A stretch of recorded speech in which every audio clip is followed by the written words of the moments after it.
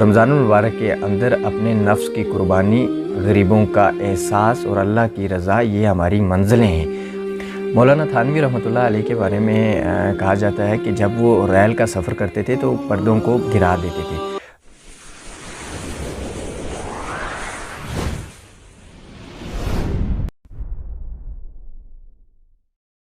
السلام علیکم ورحمۃ اللہ وبرکاتہ۔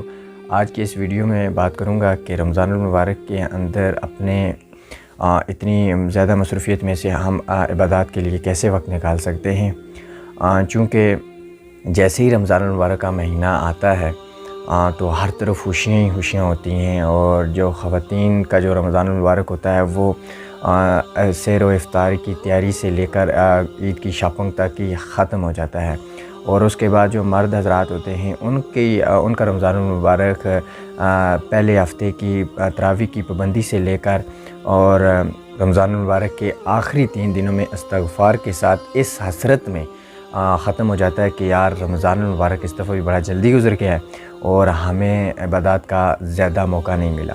اور جو بزرگ حضرات ہوتے ہیں ان کا رمضان المبارک جو ہے اپنے بچوں کو، اولادوں کو ڈانٹنے میں ہی گزر جاتا ہے کہ یار آپ تلاوت کر لو، وظائف کر لو، آپ تسبیحات پڑھ لو۔ اور جو چھوٹے بچے ہوتے ہیں ان کا رمضان المبارک نئے نئے کھانے بننے کی نظر ہو جاتا ہے۔ الغرض جو رمضان المبارک کی اصل روح اور احساس ہے وہ باقی نہیں رہتی، باقی ساری چیزیں باقی رہ جاتی ہیں۔ اس ویڈیو میں یہ ٹائم مینجمنٹ کے بارے میں بات کروں گا، کیسے رمضان المبارک کے اندر اپنے اس اتنی زیادہ مصروفیت میں سے ہم کیسے جو ہے وقت وہ زیادہ سے زیادہ عبادات کے لیے نکال سکتے ہیں۔ چونکہ رمضان المبارک کا مہینہ جیسے ہی آتا ہے اس سے پہلے ہی ہمیں واٹس ایپ کے اوپر جو ہے میسیجز ملنے شروع ہو جاتے ہیں، فلاں آپ وظائف کر لو، آپ نے اتنے گھنٹے جو ہے وہ تلاوت کرنی ہے، اتنے گھنٹے آپ نے عبادات کرنی ہے۔ تو چونکہ جو ہماری روٹین جو ہے وہ سالوں سے بنی ہوئی ہوتی ہے، وہ ساری روٹین واٹس ایپ کے ایک میسیج سے کبھی بھی تبدیل نہیں ہو سکتی۔ اور جو رمضان المبارک کے 3 عشرے ہیں، نمبر 1 رحمت کا، دوسرا مغفرت کا اور تیسرا نجات کا، ہم نے ان کو پہلا عشرہ کھانے پینے، دوسرا دعوتوں پر جانے اور تیسرا عید کی شاپنگ کے لیے رکھا ہوا ہوتا ہے۔ یہ سارا جو نظریہ ہے یہ نظریہ ہی غلط ہے۔ یہ جو ٹائم مینجمنٹ ہے یہ ساری ٹائم مینجمنٹ ہی غلط ہے، جس وجہ سے ہم زیادہ تر فائدے حاصل نہیں کر سکتے۔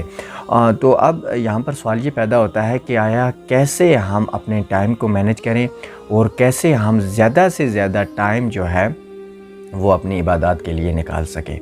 تو ہمارے پاس ہر دن 24 گھنٹے ہوتے ہیں، 24 گھنٹوں میں سے نارملی آپ اپنے 8 گھنٹے نکال لیں آپ سونے کے لیے، اور باقی 8 گھنٹے آپ اگر آفس جاتے ہیں، اسکول جاتے ہیں، اگر آپ طالب علم میں آپ کالج یونیورسٹی جاتے ہیں تو 8 گھنٹے آپ اس کے لیے نکال دیں۔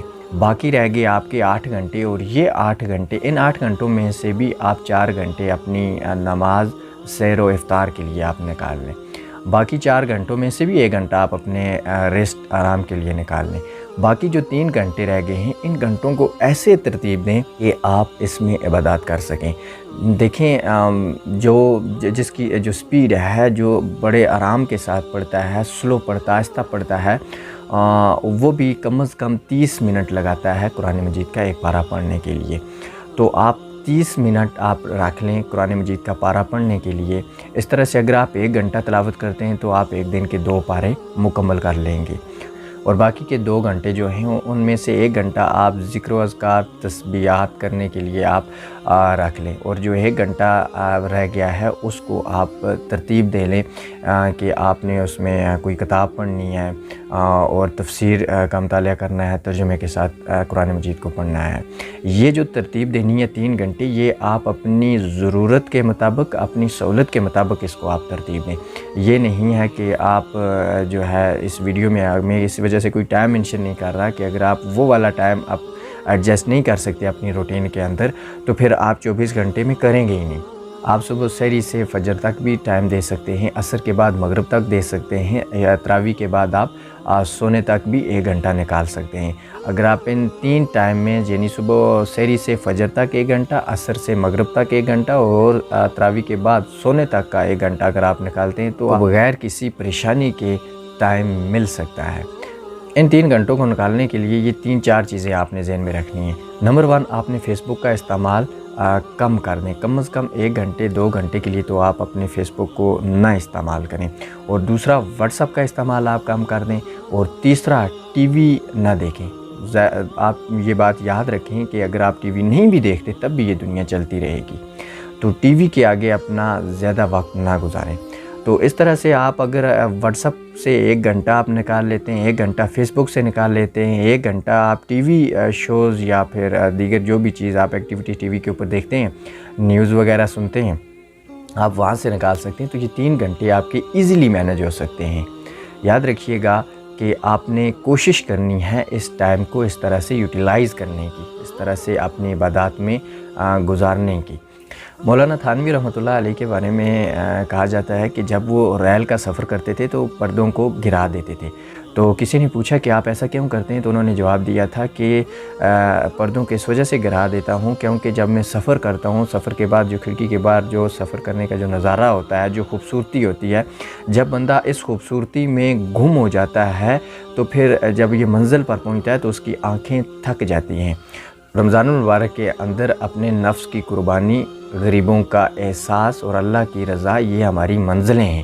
آپ ان کے بارے میں سوچیں اور ان کو حاصل کرنے کی آپ پوری کوشش کریں، بجائے اس کے کہ سوشل میڈیا، دیگر فضول جو ایکٹیویٹیز ہیں، پلیٹ فارمز ہیں، آپ ان کے اوپر اپنی آنکھوں کو تھکا دیں، اپنے وقت کو آپ ضائع کر دیں۔